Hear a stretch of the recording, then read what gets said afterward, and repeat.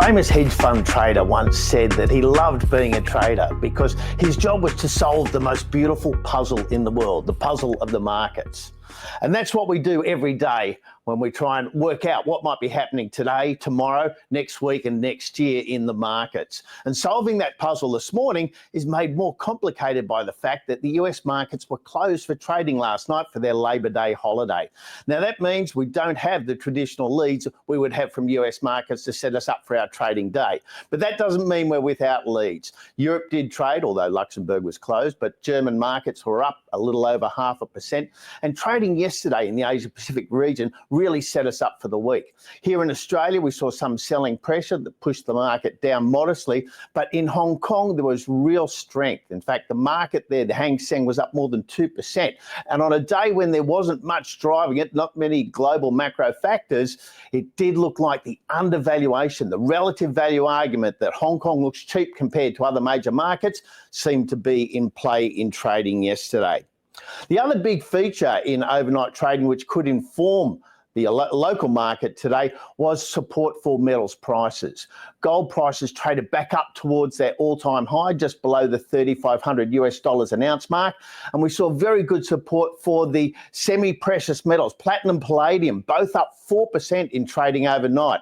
While copper was flat, aluminium made gains, and we saw gains in silver of about 2.4%. And that mix of metals and the support, as well as support for oil prices, which were up almost 2% in overnight trading, means we could see a resources-led rally here in Australia today. Something to watch out for, particularly given the performance of those gold stocks yesterday. More on that in a moment.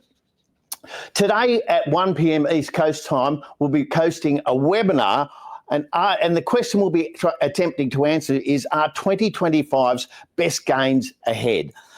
Now, the answer to that question will be explored in the webinar. We've also already had a lot of people submit questions that they'd like answered over the course of the presentation, and we'll be attempting to do that as well. If you'd like to know more about today's webinar at 1 p.m, please go to the community section, either in the app or on our website, and find the post there. You can register if you wish and join with us in the discussion about where the gains for the rest of 2025 might be. Coming back to that terrific piece of that performance by the Hong Kong market yesterday, it's pretty clear it was driven by Alibaba's share price performance. Its stock is up 19% yesterday and up 66% for the year.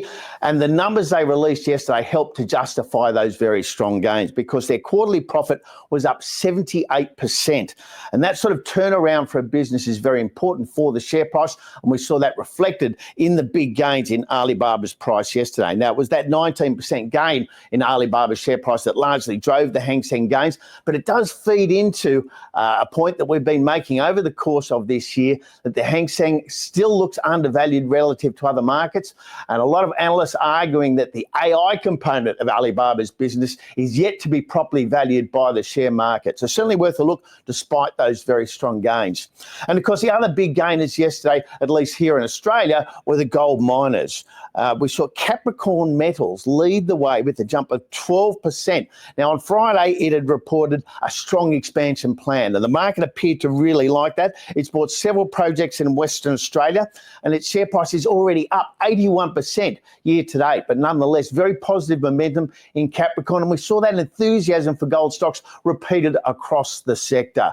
We saw the heavyweight in the sector, Newmont, globally listed here in Australia and in the US, up 3%. But others made better gains. Evolution was up 5% and Northern Star up more than 6% in trading yesterday, seeming that many investors locally anticipated those gains. And if we do see gold break through that 3,500 level to make new record highs, we could see further support for those gold miners.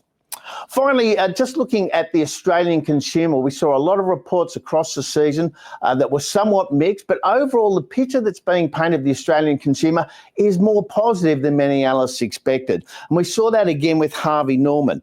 Since it reported on Friday, its share price is up 22.5%. And the reasons for that are that analysts are seeing a resilient earnings stream with 4% revenue growth, a new high for Harvey Norman over recent times.